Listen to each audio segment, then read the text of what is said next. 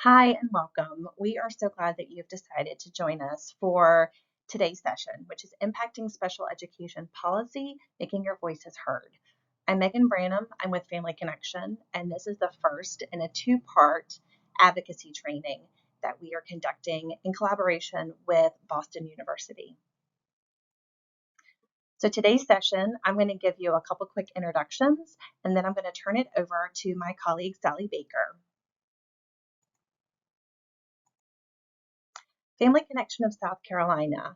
If you are not already familiar with our work, we are really glad that you've joined us today. Family Connection is here as South Carolina's designated parent training and information center. Basically, we are here as the parent voice to help you and your family advocate for your child. There are PTIs across our country implementing services very similar or very different. Maybe you've worked with a PTI in another state, but as a PTI, we provide training and that peer-to-peer connection.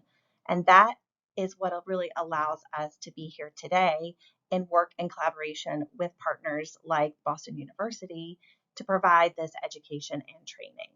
If you're not familiar with our work or you would like to know more about the services that Family Connection provides, we'd love to hear from you, and we'll provide information towards the end of today's training on how you can contact us.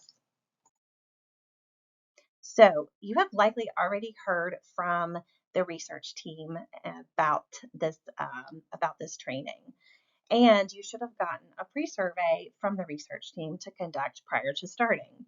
So if you have not already, now would be a great time to pause the training, go complete the survey, and then come back. This research project really helps us gain effectiveness of the training and help us understand what information and what skills you gain from the training. So the three parts are the pre-survey. Again, if you haven't done it already, that's okay. Now's a great time to go complete it and you can come back and join us. There'll be a post-survey and then a 6-month follow-up. All information is kept confidential, and participating in the research does not impact your participation in the training. So today's session is going to really just give you an overview of special education policy and our federal IDEA. We are also going to talk a little bit about our live session, which is going to be on December 5th, and what that session is going to cover in terms of talking with legislators and practicing your comments and connecting with other parents about where you feel there's opportunity to improve education policy. So I'm going to turn it over now to my colleague, Sally Baker, to run through special education policy, and I'll join you towards the end to give you an overview of our live session on December 5th. Hi, everybody. I'm Sally Baker, and I am our Director of Education here at Family Connection of South Carolina, and I'm going to talk with you guys a little bit about special education policy as it pertains to what you need to know while you're having these conversations with your legislators and helping to advocate for change. So the purpose of what we're here today is to give you the appropriate language to use when you're speaking with the legislators so you can help to ask for that specific change to IDEA. There are only federal regulations reported here on these slides. There are a few differences that are state specific that I will make reference to and tell you about as we get to them. And what you see on the white slides going forward will be information about what is already currently in place in IDEA. And the blue slides, I'm going to pause and give you a second on the blue slides to think about what you might want to see changed in IDEA and what could potentially help you and your student and students to come.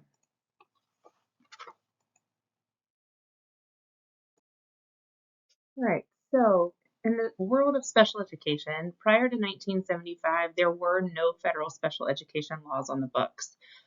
This meant that about 1 million children with disabilities were excluded from schools.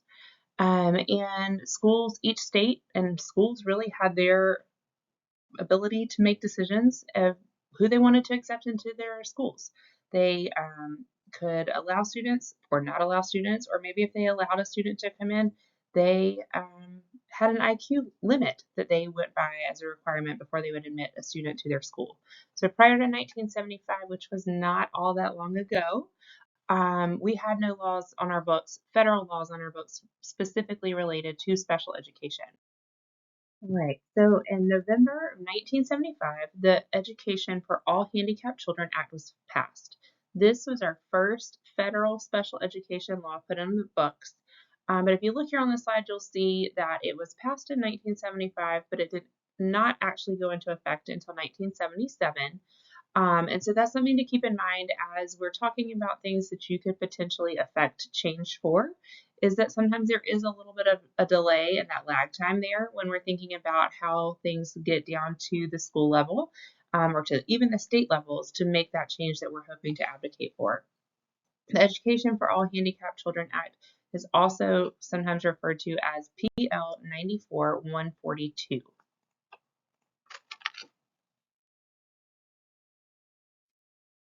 So this Education for All Handicapped Children Act of 1975 had a few premises along with it that made it kind of what it is, our starting ground for what we're working on, what we have in place today. One of the big pieces that came out of that is FAPE, or a free, appropriate public education.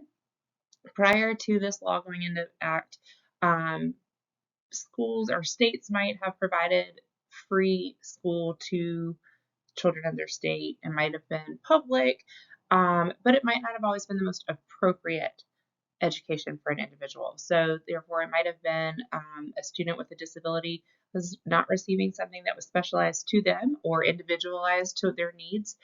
So this is something that's really important in what we talk about today for students and ensuring that students are receiving the education that they deserve and that they need. This FAPE was something that we heard a lot about during COVID and remote learning, and how do we still ensure that a student who is not physically in the school building is still receiving FAPE and that appropriate education that they are entitled to. Another premise is LRE, or the least restrictive environment. And this is where we'll talk about later, but this is really thinking about how and where a student is served and where they receive their education, and making sure that it is their least restrictive setting so that they can get the most out of the education that they are being provided. And then this law also put into place procedural safeguards. Procedural safeguards are what give students and families the rights and the procedures. It gives them actually the step-by-step information of what to do and what to follow if there are concerns regarding their children's education. It gives them formal ways to move through the process to help affect that change and help to correct the concerns that are there. We're going to go into more detail about all of these in just a little bit. All right, what I want you to look at on this slide is the number of times that this law has been amended or reauthorized, one time including changing the name from the Education of All Handicapped Children to IDEA, the Individuals with Disabilities Education Act. But it says that this law should be looked at and should be reauthorized about every 5 years. And you can see here on the slide, it's kind of give or take close to those every 5 years. However, if you look at the most recent reauthorization, that was in 2004. We were due for a reauthorization, but there have been amendments made to IDEA throughout time. The last amendment was made in 2015. And so just really thinking about where we are going, where we're headed as a nation and as a state, and what do we want for our children with disabilities, and how can we help to affect the change and make sure that the next reauthorization or the next amendment written is of benefit to our students.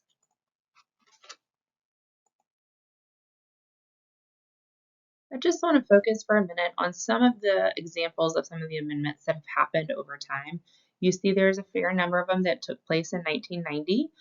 This is also where the name changed to IDEA, was in 1990. But a few things that you can see here are discussing the fact that the regular education teacher, a general education teacher, should be a required member of the IEP team. Looking at participation of actually including the youth themselves in their meetings and in their assessments. Talking about those transition services and truly mandating that so that there is a formality and a way of ensuring that transition is being thought of and is being discussed and is being planned for as a student prepares to exit high school.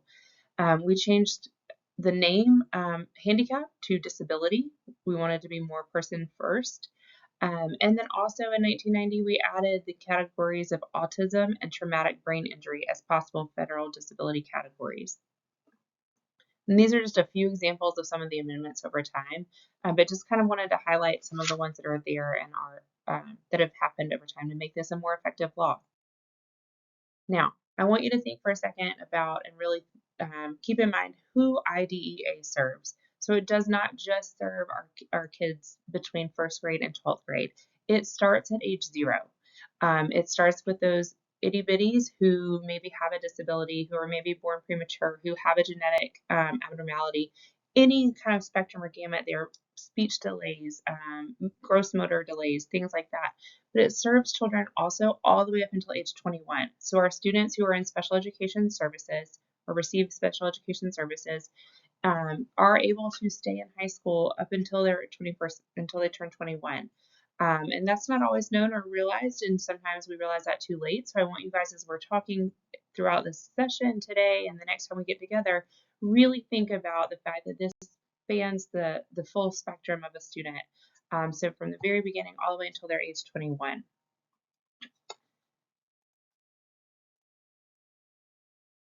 This is our first blue slide. So if you remember when I said what I said about the blue slides is when we get to these, I'm going to pause for a minute, give you a second to just really kind of think about, is there something that you would like to see changed in regards to the topic that we've just discussed? So for this first one, the question is there an issue with who IDEA serves? The bullets that you see on the screen are just some examples of things to think about, kind of thought starters. So take a minute, reflect back for a second, think if there's something that you have a concern about regarding who IDEA serves. Maybe write it down, bring it with you when we meet in person, and then you'll have that available and ready for you.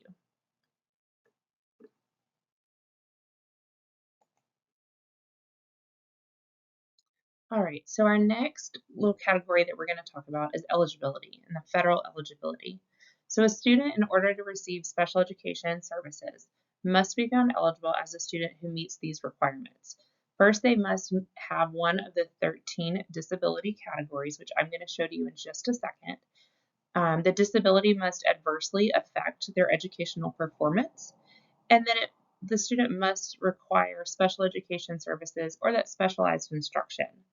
Of note, when I mentioned here that they must meet one of the 13 disability categories, state of South Carolina has 13 categories. The federal law says 13 categories, but some states have more than that. You can have more than the federal law, but you can't have less. So what you'll see next is what our categories are here in South Carolina. And so our disability categories, as you can see on your screen, and I'll read them out, are autism, deaf and hard of hearing, deaf blindness, developmental delay, emotional disability, intellectual disability, multiple disabilities, orthopedic impairment, other health impairments, specific learning disability, speech language impairments, traumatic brain injury, and visual impairments. So a student needs to be found eligible inside of one of these categories in order, that's one of the pieces of the puzzle to determine whether or not they're eligible for special education services.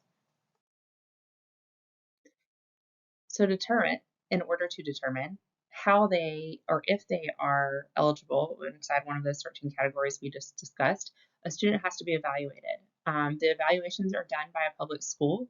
Federally, each school has 60 days to complete that evaluation. The evaluation timeline is not triggered until a parent signs the consent for evaluation. So keep that in mind. From time to time, we'll hear from families who mention that they've talked to their teacher, they've talked to their team, and they've said that they would, like to have an evaluation done, and the team agreed. But not until that paper is signed can they start that time clock to actually make it happen. Also, thinking about what types of tests are being used, it should not ever just be one formal assessment. It should be multiple different types of assessments that are done in this process. And then there's a period of reevaluation. So we know that, students change, things ebb and flow. So every 3 years at a minimum, there should be a reevaluation or at least a discussion of what potentially needs to be reassessed.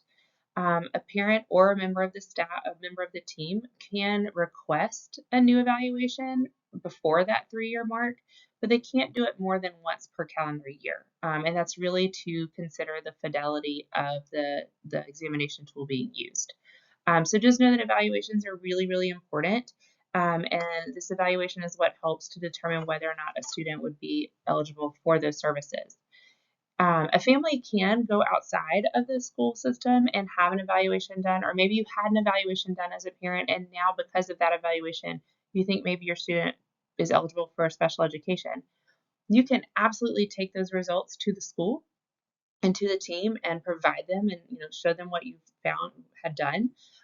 What the law says about that is that the team must consider the evaluation results from an outside entity, but they don't have to take them.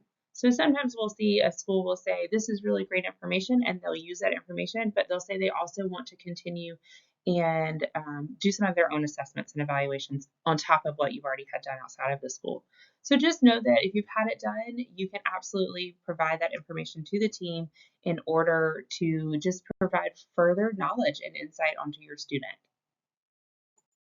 Now, if you should do an evaluation at school or have an evaluation done at school, and then you decide, I don't think I agree with the findings and the results of the evaluation that was done on my student, you do, as a parent and as an individual, have some rights to ask for what is called an independent educational evaluation, or an IEE.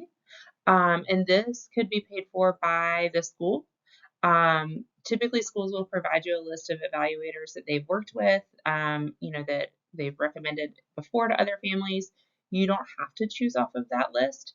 And then again, if you do go outside of the school for this IEE, the same applies here with the results.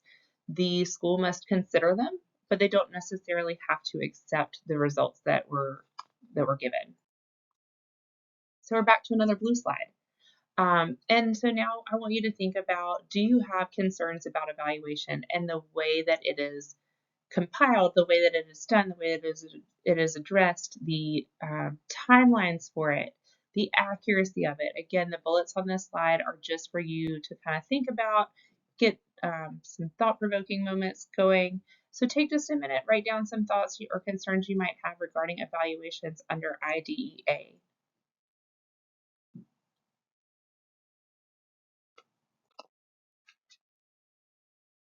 All right, so next up is our IEP meetings. So IDEA says that students should be included in their own meetings whenever appropriate. Once they start to begin the transition period, which we'll talk more about in just a second, the student themselves must be invited to the meeting, but there's nothing in the law that says that they have to attend. We do want to ensure that if a family does not use English as their first language, and they prefer another language, that we want to ensure that there is translation and interpretation services available so that the family and the student are both able to be an equal participant in their meetings. And what you can see on the screen here is who IDEA requires as members at an IEP meeting. Parents, number one. You guys as parents, you are just as important as any other team member that is there and around the table with you. You can invite someone to come with you. That might be someone who is an emotional support person for you. It might be someone who has specific knowledge about your child's disability. It could be someone who has specific knowledge about your student and just your child in general and how they function and what they potentially need. It could be, it could be a therapist that you've seen on the outside, whether that's PT or OT or speech, or it could be a doctor. It could be kind of just about anyone. But we do always encourage parents to let the school know that you're going to bring somebody with you, just as a courtesy, so that they know who to expect around the table with them. You're going to want to make sure that there is at least one general education teacher at your meeting. It's really helpful if that teacher knows your student and can speak to your student's strengths in the classroom. But the purpose of having a general education teacher there at the meeting is really to have someone there who is able to speak to how accommodations or modifications can be used in the classroom, and they have that insight on how a student can or does access that general education curriculum. So that's really the focus and the reason that the amendment that in that list of amendments we talked about earlier, it was amended after this law was written to include a general education teacher in these meetings. You want to have at least one special education teacher there in the meeting to, again, speak to accommodations, specialized instruction, and ways that some of these things can be implemented. Then you would want to have your LEA or your local education agency. This is typically kind of your building level administrator. So maybe your principal or your assistant principal. It could be kind of a few different people to fill that role. Then again, the student, if they are transition aged, they should be invited. But a student can attend their meeting at any age. And there's so many different ways to include a student in their meetings. But they are an equal member of this team just as much as everyone else around the table. You also want to make sure that you have someone who can interpret your evaluation results. So those assessments and evaluations that we were just talking about, you want someone who knows what all of that means, who can explain it to you, can explain it to the rest of the team, and help to make it make sense about how that impacts your child's education. And then again, you can bring in those outside agency and those outside people to the meeting. So this might be someone that you as a parent invite, or it could be somebody that the school or someone else on the team invites. Again, this could be an occupational therapist. It could be a doctor. It could be someone with a lot of special education knowledge that you have worked with. So there's any number of people that could fill that spot if needed.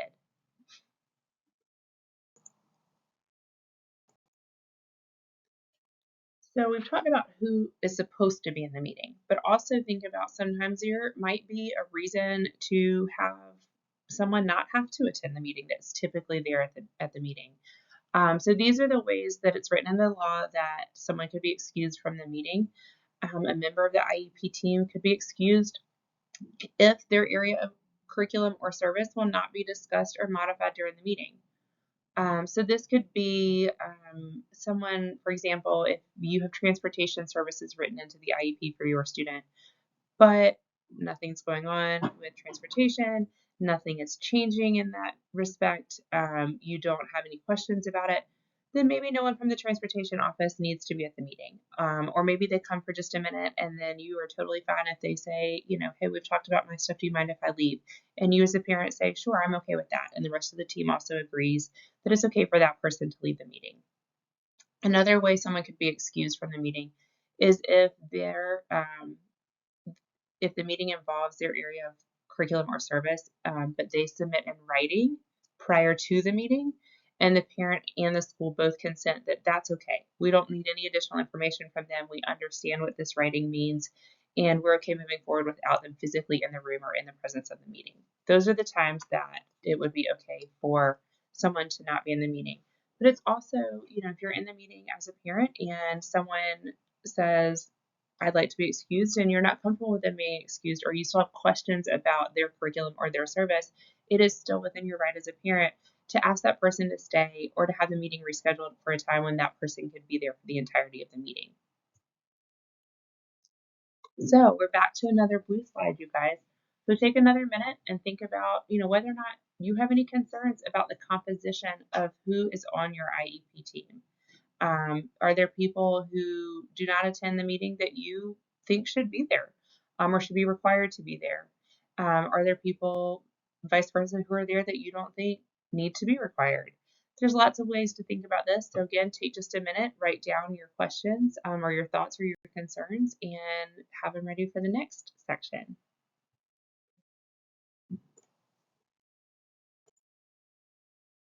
Okay, so our next section, we're going to talk about present levels. IDEA requires that IEPs include a statement regarding your child's present levels of academic achievement and functional performance. I think this is really important to think about that this is where in the IEP, when it's written, you get to really see what your child's strengths are. Where are they? What can they do? It is also going to address where they might have some areas for growth and for improvement, but it's really, you want to be able to see what are they doing. But also it's a good thing to keep in mind that when this is written, it really is just kind of that snapshot of where that child is, where your student is at that point in time. It shouldn't necessarily reflect what happened 2 years ago. It should be, let's look at where they are right now. What are they able to do really well? Where do they still need some supports that we can give them to help them be on that equal playing field so that they are able to make that progress at school?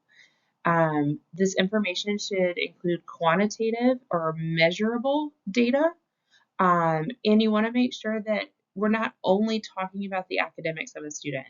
As you can see right here in the title of it, it is called the present levels of academic achievement and functional performance. And you can see the term functional refers to those non-academic skills.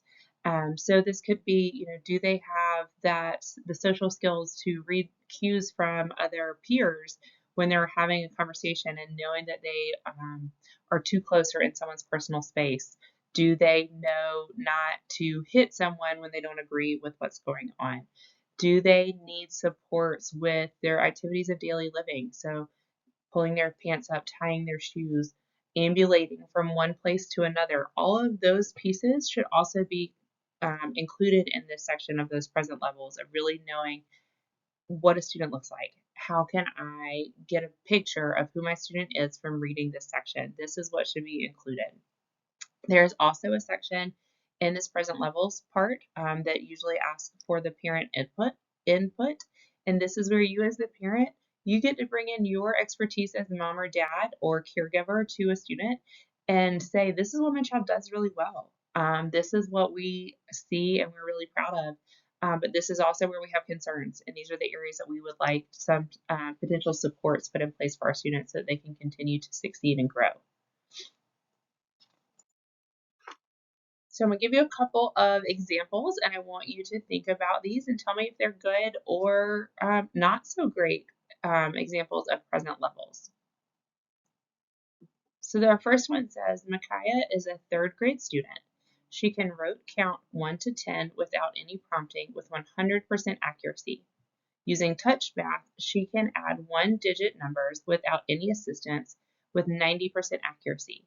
She requires a verbal prompt to complete addition with two-digit numbers. With the verbal prompt, Micaiah can complete the problem accurately 75% of the time. So take a second. Is this a good present level or not so great? I hope you said good. This is a good one. It has a lot of data. It has quantifiable, quantitative, measurable information in it. And it really gives you a snapshot of what Micaiah can do and where she is able to grow and shine. So here's our next example. Micaiah has a beautiful smile. She is such a pleasure to work with, and she is a very cute little girl.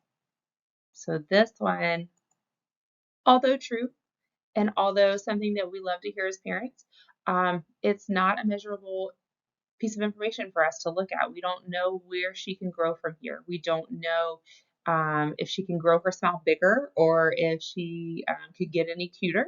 We want to really think about making sure that this information, again, is a measurable snapshot of where our student is at this point in time. So next, from those present levels, we're really going to think about the goals and objectives inside of the IEP. The IEP must include that statement of measurable annual goals, and those can, again, be academic and functional goals. So if we want to make sure that a student is not hitting another student X number of times a day, then maybe that's a goal. Maybe it's a student who has a hard time staying in their seat all day long, and so maybe we need to think about whether or not there is a way to create a goal that would help them to learn how to move their body at specific times or in different ways, in smaller ways at their own desk, so that they stay in their seats. But also looking at those academic goals, of course, and thinking about, can they rote count just like in that previous example? Are they able to count 1 to 10? Are they able to skip count? Are they able to spell words correctly? Those different types of things. Our goals should be objective and not subjective. So again, Micaiah is a sweet, beautiful girl with a big smile. That's a little bit more subjective. So we want to make sure that we have objective information in our goals. Our state, South Carolina, does not have short-term objectives written into our IEPs, but this is not to say that if you should move somewhere else or in the future, South Carolina might change that. So just knowing that there's potential for some short-term objectives to be a part of an IEP as well. So again, I'm gonna give you some examples. Do we think the following are gonna be good or bad goals? So our first one is Jason will learn to read. I really hope Jason learns to read, but I don't really know much more about him.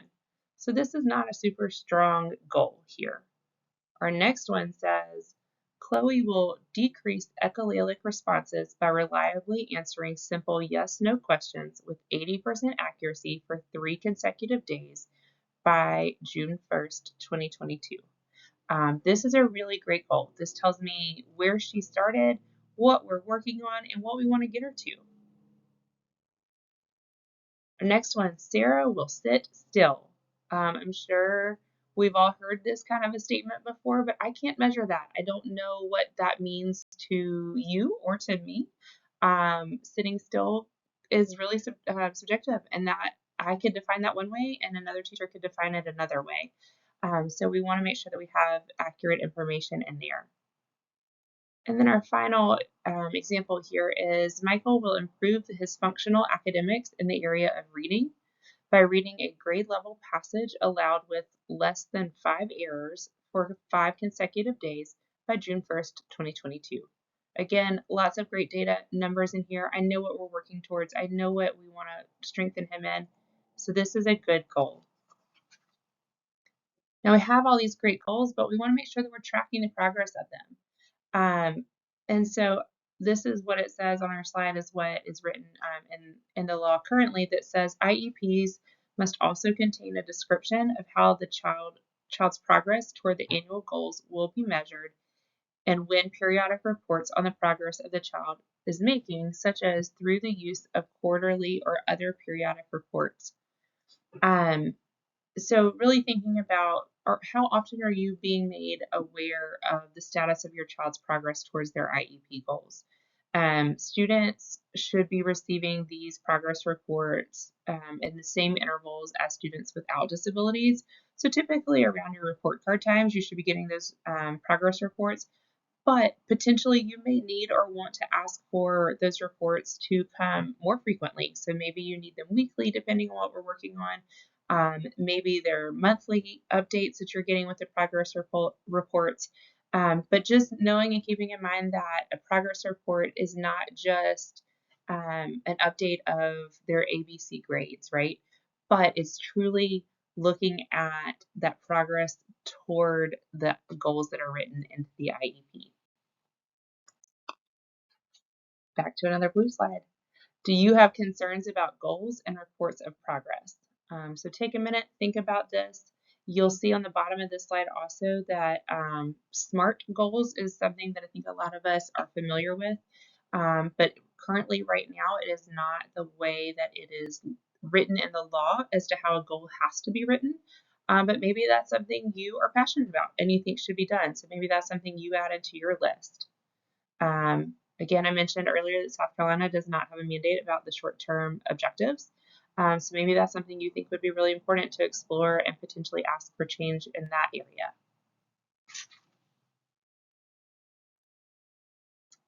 Okay, next is our related services. So related services are those services that a student may need to continue to make progress in different areas, a lot of times around their functional skills. So it could be things like physical therapy, occupational therapy, speech, assistive technology. This could also include rehab counseling, mental health services. There's lots of different things that can go into this related services section of the IEP. But what's important here is to make sure that within the IEP, there is information related to the beginning dates of those services and the modifications that might be needed, the anticipated frequency. So will your student be receiving speech therapy daily for 20 minutes, or would it be 30 minutes every other week, so biweekly, or are they written by month, so that you know how frequently your student is receiving these services. Also thinking about When is that end date? Is it for the entire cycle of the IEP? Is it that the team has decided that your student maybe needs this service for the next 9 weeks, and so that end date then stops in 9 weeks from when the IEP is created? But really thinking about all of those different pieces. Also, this section should include who is providing the service. So let's say it is related to behavior, since we've talked about that a bunch. Is the special education teacher going to be the one to work on that behavior skill? Or is it going to maybe be the guidance counselor who works on that skill? It could even potentially be a school psychologist working on some things. But again, it could be the speech therapist, the physical therapist, or whoever else might be available or needed for those services. So making sure that you know where the services are taking place and who is providing that service and for how long and at what frequency. Additionally, we want to think about what the law says around research-based interventions. So IDEA 2004 added a new requirement that IEPs include a statement of special education and related services and supplemental aids and services based on peer-reviewed research to the extent practicable. I'm going to also read you this quote here because I think it's important to help make a little bit more sense out of that. The department's longstanding position on including instructional methodology in a child's IEP is that it is an IEP team's decision. Therefore, if an IEP team determines that specific instructional methods are necessary for the child to receive FAPE, the instructional methods may be addressed in the IEP. So a common example here is if a student has a diagnosis of dyslexia and a family is potentially requesting a specific type of curriculum be used to help teach their child how to read. A team does not have to, or a school does not have to use that particular curriculum that a family asks for if they can prove that what they are using in their school is also peer-reviewed and evidence-based to ensure that it's not just the way that Mrs. Baker has decided she thinks is the right way to teach reading, but that there is actually substantial scientific backing behind the way that it's being used and being taught, as long as that student is still receiving FAPE. If they are no longer receiving FAPE, then you have a different conversation that could be taking place. So, are there concerns about related services? Again, those related services could be anything from physical therapy, occupational, assistive technology, rehab, mental health, all of the different things that could be provided here. Concerns about related services or around the research-based interventions.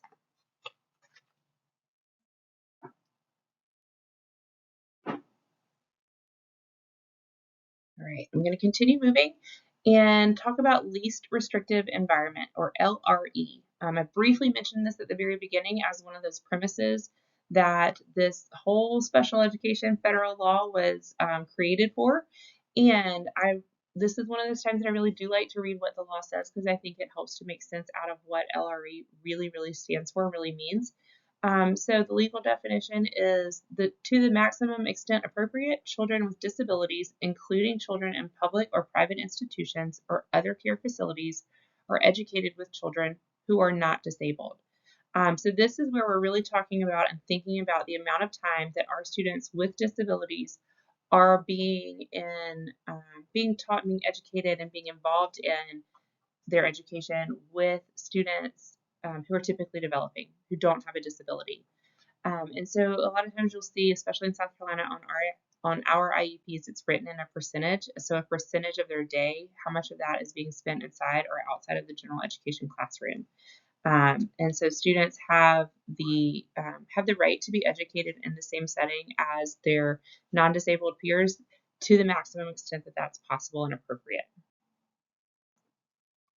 And I'm going to show you, this is kind of a continuum of thinking about LRE and kind of what does that look like. So you'll see from the left side to the right side, we're going to go from less restrictive to more restrictive. So our least restrictive setting, and this is also individualized to each student. So for one student, a certain point along this continuum may be really non-restrictive for them, but for another student, it may be really restrictive.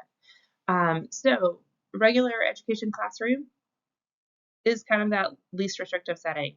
The student is with students without disabilities, all completely around them doing the same things, moving about their day. Then maybe you go to a resource classroom where you are getting the students getting some of those pull-out services. So they're leaving that regular education classroom for a specific amount of time throughout their day and moving into a resource classroom. And I'm going to back up for a second too. In the regular education classroom, you also have to think about those times that you get pushed in services where maybe a reading interventionist comes in and pushes into a classroom and provides some additional reading supports inside the general education classroom. So again, they're still with other non-disabled peers, but they are being taught in a smaller group setting with other students with potential disability. So you can see where this continues to move along the path of restrictiveness. And if you look kind of in the middle there, you see that self-contained classroom, which is what a lot of times I think is thought about when we talk about special education, where it's a classroom of students who only have disabilities. And so there are not non-disabled peers in that classroom. So thinking again about how much can we push a student out of that classroom to give them access to the social opportunities with students without disabilities. And then the continuum continues to go on to the right side of your screen, with homebound being one of the most restrictive settings because you are at home, you are not around other peers with disabilities or without disabilities. You are home with just yourself and whoever is there in your house who may not be a typically developing peer, maybe another adult. So just looking at that continuum here, and again, this is really just like everything else should be individualized to what is most appropriate for your student, and not because your student has a specific diagnosis does that not mean that they have to immediately be in a self-contained classroom, or because they have this other diagnosis they must be put in homebound setting. It's really dependent on what is most appropriate for your student. I'm going to spend just a second kind of talking about disproportionality and placement. So again, we're looking at that continuum that we were just kind of talking about. You can see here that there is disproportionality. We do see this across the nation, where white students and Native American students are included in general education classrooms more often than their Black or African American student and Asian peers, and even from those from the Pacific Islands, including Hawaii. Um, and then you see also Black and African American and Hispanic students with disabilities were more likely to be placed in a substantially separate setting compared to their white students, regardless of status income. So this is something that we want to show to bring awareness to it. I think to also let you know that it is being reported, it is being looked at, and the federal education department is also looking at it. We're trying to make sure that this disproportionality gap is shrinking, and so that we can ensure that students are getting the most appropriate education that they can. Back to another blue slide. So thinking again about those concerns about the least restrictive environment for students, in the way that it's written in the law. Is there something that you would want to change and have put into law that would support a student being educated in that least restrictive setting?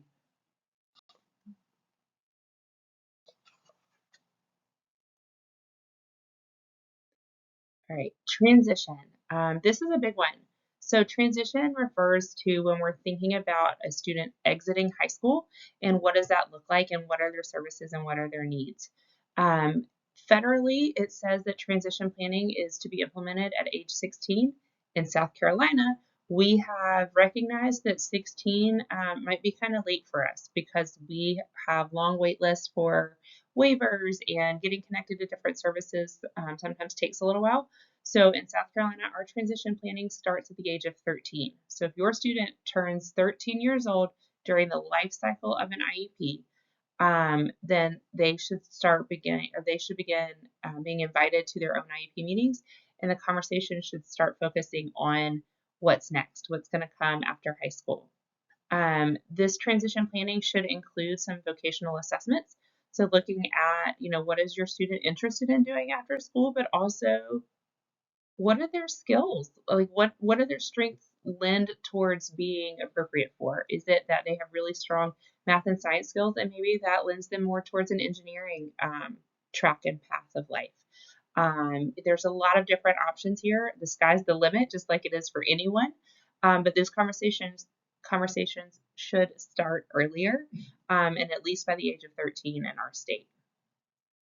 You want to look to the future and prepare for it. So thinking about the vocational training, if your student wants to work with animals, and so maybe they are interested in being a zookeeper. Is there a way to get some vocational training on working inside of a zoo? What are the skills that are needed to do something like that? Following directions, being a self-starter, all different pieces of the puzzle that can go into this. We want to talk about those independent living skills. What are the goals for after high school? Where do they plan on living? We could even include dating classes in some of this conversation. Employment training, post-secondary education, if going straight into post-secondary education is something that your student is planning to do or would like to do, and that could be tech school, that could be a four-year college, it could be an apprenticeship somewhere, something to think about and something to a conversation to start having. This is where, I mentioned early on that different agencies and different people can be invited in to be a part of the meeting. This is where you may want to start doing that. You might want to ask to have vocational rehabilitation come in because they do provide a lot of job coaching and on-site training. Maybe you need to have the Social Security Administration representative be a part of one of the meetings so that you know what to think about when your student turns 18. In South Carolina, we do have 3 different centers for independent living that help with some self-advocacy skills. That may be something that you need to think about or your student needs to think about. And so inviting them into a meeting and see if they can help with that piece. So our next blue slide is all about transition. What are some concerns or things that you think could potentially be changed or done better to make that transition process more smooth for students?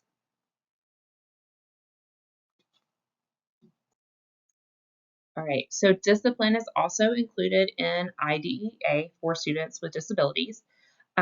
With this, we're going to touch, again, this is a very brief overview of kind of the discipline as it is written currently. But for a student with a disability, if a student is removed from school for more than 10 days, a parent should receive oral or written notice of what the student is accused of doing and the reasons for the accusations, and then also an explanation of the evidence upon which the changes were based. So I'm thinking here, any student could be removed from school for 10 days or more, depending on the incident and what happened. But a student with a disability has a 10-day removal period where then the team has to come together and have a discussion of whether or not that removal needs to be continued or whether the student could come back to school, because anything over 10 days is considered a change of placement for a student with a disability. So after that 10-day point, we have to make sure that the student is still being provided FAPE within their least restrictive environment. If a student is removed from school, particularly for a behavior reason, the parents should have the school complete a functional behavioral assessment before a behavior intervention plan is created. And a lot of times this is looked at once a student with a disability is nearing that 10-day mark, if they don't already have a behavior intervention in place, or maybe if your student already has a behavior intervention in place, you need to ask the team to consider reassessing, doing another FBA, or just ensuring that what's written in the behavior plan is still appropriate to your student and their needs. The manifestation determination review process is the process that is utilized for a student who is removed from school to determine whether or not the behavior is in relation to the child's disability. If there is a determination of the behavior being related to the child's disability, then there are steps that have to be looked at as to whether or not a student still needs to be removed for up to 10 days or whether they need to go to another placement.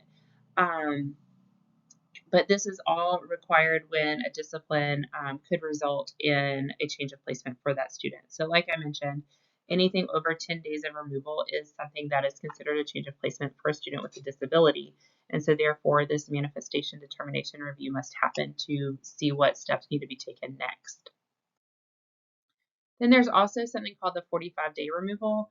This is what we think about when we think of like a zero tolerance policy. So anytime a student with a disability or without a disability brings a weapon to school or a school function, or knowingly possesses or uses illegal drugs at school or a school function, or inflicts serious bodily injury while at school or at a school function, then they may be subjected to having a 45-day removal, or that removal typically is to an interim alternative educational setting or an IAES. And again, that's regardless of whether or not it's related to the disability, because this is a zero tolerance policy. But while the student is at the IAES, the team is supposed to meet to improve the IEP and determine whether or not the supports in place are still appropriate and what's needed for the student. And again, potentially looking at the behavior plan if there is one in place. And if not, starting that behavior intervention, or the functional behavioral assessment. All right, just like I mentioned with who is served and the least restrictive environments and where students are served in their settings, there are some disparities that we know exist in the discipline realm as well. So students with versus students without disabilities are 2 times more likely to receive an out-of-school suspension. We know also that a lot of times these students are subjected to seclusion, where they are not necessarily in an environment where they are with other students with or without disabilities. And then, of course, we have some other disparities among our racial and ethnic lines as well. So those are here, and again, bringing those to your attention just so that you know that they are there and it is something that is being looked at and something that's being considered for students with disabilities. So that brings us to our next blue slide and thinking about what concerns you potentially have related to discipline.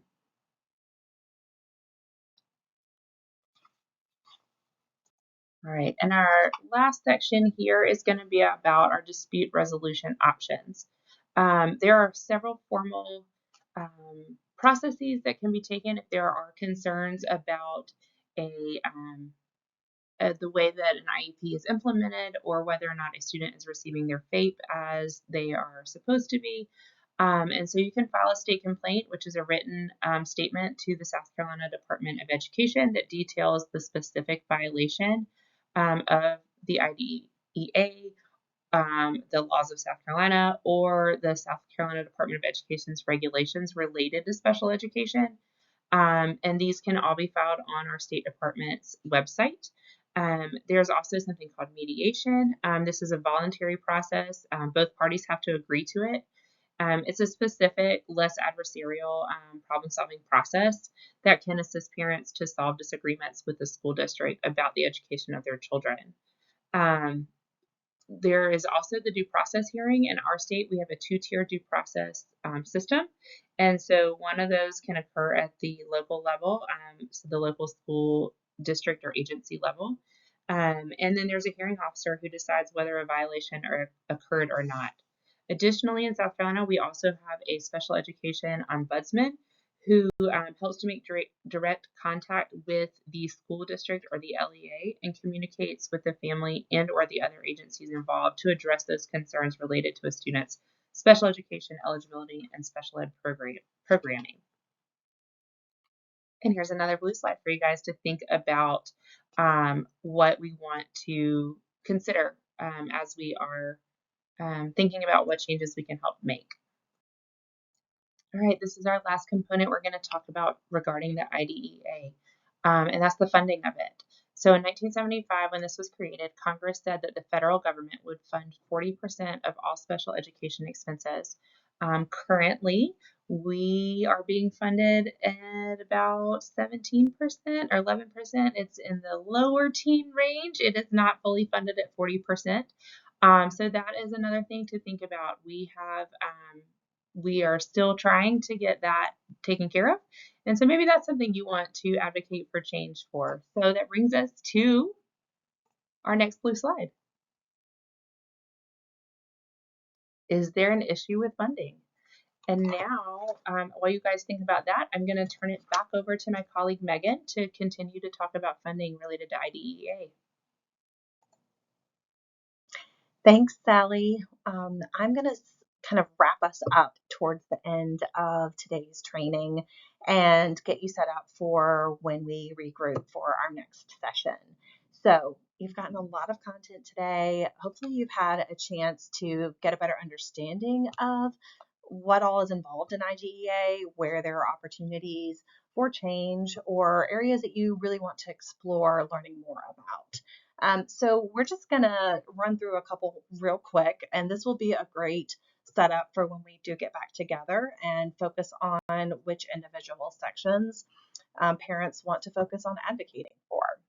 So these are some of the changes that came about in 2004. As you remember, Sally went through each different section and changes that have happened most recently within reauthorization, and then where there may be opportunities for additional or new changes. And so these may be things that you want to focus on as part of your family's experience or advocating for change within education policy. So you may want to take a screenshot of this section or just jot down some notes as you think about, is there an opportunity for improvements in each of these areas? And then we will talk during our next session about ways to craft your story. So I'll go ahead and give you a little preview for that session, and we are going to do an activity, and it's going to be a guided activity, and you'll have a chance to practice in groups and hear from other parents, try out some of your messaging, ask additional questions if you have questions or ideas, or just want to know a little bit more about where there may be opportunities for improvement within our state's education law or the federal law itself. So here's your preview. This is what's going to happen during our next session. So the activity that we're going to do is it's called a hook, line, and sinker. It's a 3-part guided testimony exercise where you will have a piece of paper in front of you divided into 3 sections, and you'll write each section out. And so you'll be prompted with questions that will help you answer each section. So the hook is really going to be asking about who you are and what your background is. Below you have an example in this slide of a hook. So in this instance, the example is, my name is Megan and I have a brother with Down syndrome. The line, which is the middle part, is what is the concern or problem that you really feel like should be addressed within special education. And here's really where you want to focus on providing that short story that illustrates the point. So talking about your child and their experiences or your experience as a parent, being able to give really clear, specific examples that help to illustrate the point of why this should be a priority in changing policy. And then the third section is going to be the sinker, which is what is the final ask? So these are the things that I would like change within IDEA, or maybe I have a question that I want to pose to my legislator about how to improve special education policy. So 3-part exercise. It's going to be very simple. You'll have lots of support to walk through it. But what you'll want to do between now and when we do meet again is really think about what is that area of special education that you want to focus on that Sally went over, and what you want to emphasize within that middle part, that line. What is your concern? Where do you think there's opportunity for improvement? All right, so what's next? This is your homework for when we get together again. So again, you're going to think about your story and what area of policy that you want to see changed. You're going to join us via Zoom. It's going to be a live session on Tuesday, December 5th. We'll start at 6 p.m. So if you have a few minutes to log in a little before 6 to get set up, we'll start then. We'll go over the advocacy portion, kind of give you an overview of advocacy techniques and opportunities, and then we'll get a chance to do the hook, line, and sinker activity, so where you'll get to actually write it out, practice it, talk to other parents during that session as well. If you have questions or you have anything else that you need in between now and then, this is how you're going to reach us. You can contact me and Branham at familyconnectionsc.org, or you can always reply back to the research team from the communication that they sent you if you have other questions about the research project or the surveys themselves. So we want to thank y'all so much for joining us for this first part of our training, and we look forward to seeing you on December 5th. Thanks, and bye-bye.